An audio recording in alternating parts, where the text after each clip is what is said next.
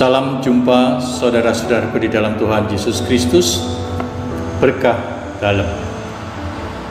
Hari ini Romo mengajak Anda semua untuk merenungkan Injil Yohanes bab 18 ayat 33b sampai 37.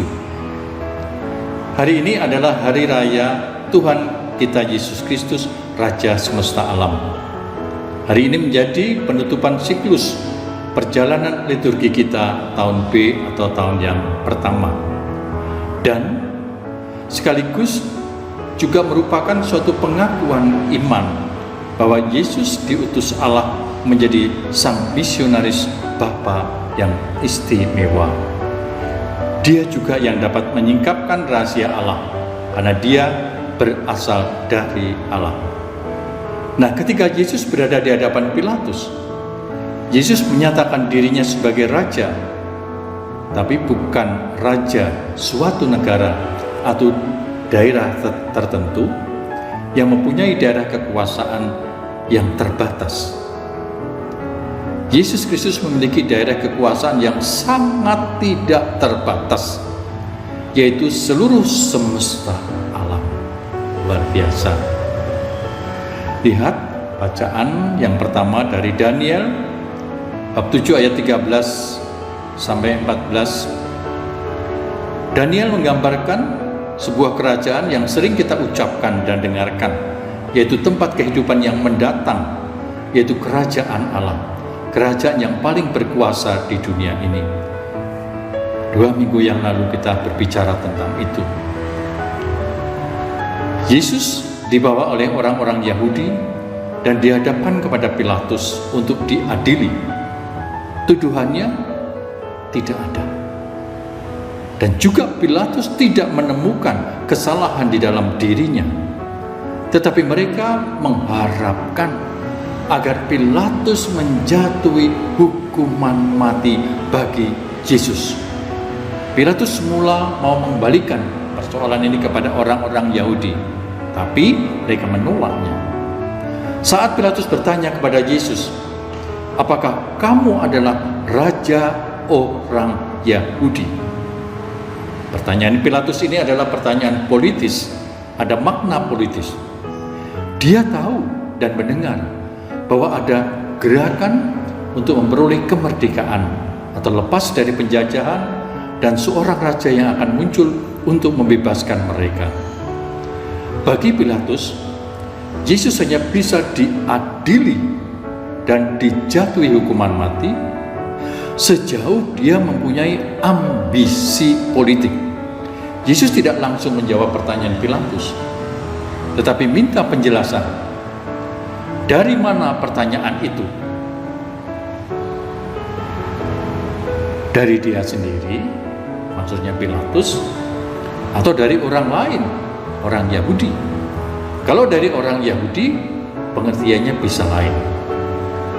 Nah, maka Pilatus marah atas jawaban Yesus, karena sebenarnya Pilatus tidak punya urusan dengan Yesus.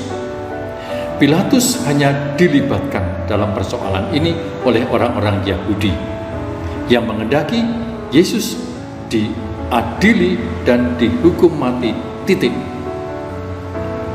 Penginjil pada hari ini mengingatkan bahwa keputusan pemimpin Yahudi mengatakan lebih baik Yesus ditangkap dan dibawa kepada orang Roma untuk diadili dan dihukum mati. Pilatus tetap minta kepada orang Yahudi kejelasan kejahatan besar apa sehingga tuntutannya begitu hebat. Nah, karena soalnya sudah jelas, maka Yesus menjelaskan apakah dia raja atau bukan. 2 hal yang ingin ditegaskan Yesus. Yang pertama, Yesus tegaskan bahwa kerajaannya bukan dari dunia ini, jadi tidak bersifat politis, tidak ada pasukan, administrasi, kekayaan. Tandanya sangat jelas bahwa tidak ada bawahannya yang melawan atau membela sebelum ditangkap oleh orang-orang Yahudi. Yang ada sih salah seorang muridnya, Petrus, namun apa artinya dibandingkan dengan pasukan atau segerombolan pasukan? Nggak ngefek.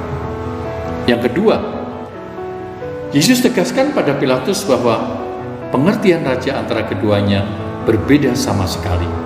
Yesus datang ke dunia jadi raja, kerajaannya mengangkut kebenaran. Dan dia dari Bapa diutus menjadi misionaris Bapa untuk memberi hidup pada dunia. Hanya orang-orang yang percaya yang bisa mendengarkan suara Yesus, dan orang-orang yang berasal dari kebenaran, yang hidup dalam kebenaran. Orang-orang inilah yang mengakui bahwa Yesus adalah Raja. Kerajaannya tidak seperti kerajaan dunia yang mempunyai banyak aturan-aturan. Misalnya, contoh, seorang satpam tanya kepada tamu yang akan menemui romo. Di pasturan ada beberapa romo. Dari mana? Siapa namanya? Mau ketemu dengan romo siapa? A, B, C, D, dan sebagainya. Lalu satpam akan intercom kepada romo yang diperlukan, yang tidak ditemui. Lalu tamu disuruh menunggu di mana dan sebagainya. Apalagi kalau mau masuk tempat yang terhormat. Maaf, tulis di buku tamu dulu, dan sebagainya, dan sebagainya. Aturan itu tentu mempunyai maksud, bukan hanya asal ada peraturan itu. Nah, lalu bagaimana kalau ada seorang yang akan masuk dalam kerajaan Allah? Apa kiranya yang akan ditanya oleh satpam kerajaan Allah? Tidak banyak pertanyaan yang akan ditanyakan kepada seseorang yang akan masuk dalam kerajaan Allah. Hanya satu hal, yaitu apakah kamu memiliki dan melaksanakan kasih. Nah, itu saja yang ditanya. Bagaimana kita akan menjawab jika kita mau masuk dalam kerajaan Allah? Salah satu hal yang diagung-agungkan di dunia adalah kemerdekaan atau kebebasan. Sikap ini seakan-akan menjadi syarat suatu negara. Walaupun kadang-kadang kebebasan atau kemerdekaan ini disalahgunakan, sehingga akhirnya mengakibatkan warga tidak bisa hidup dengan bebas dan merdeka lagi. Bahkan menjadi sarana untuk menindas orang lain. Sementara itu, kebebasan dan kemerdekaan dalam kerajaan Allah adalah kebebasan sebagai buah kasih. Buah kasih. Jika orang memiliki kasih, dia tidak akan menindas orang lain. Kasih yang sungguh tidak akan pernah disalahgunakan. Kalau iya, maka hal itu bukanlah kasih lagi. Dari refleksi ini, kita bisa melihat alasan mengapa Yesus disebut Raja Alam Semesta. Karena dia mengatasi segala bentuk dan sistem kekuasaan yang ada di dunia.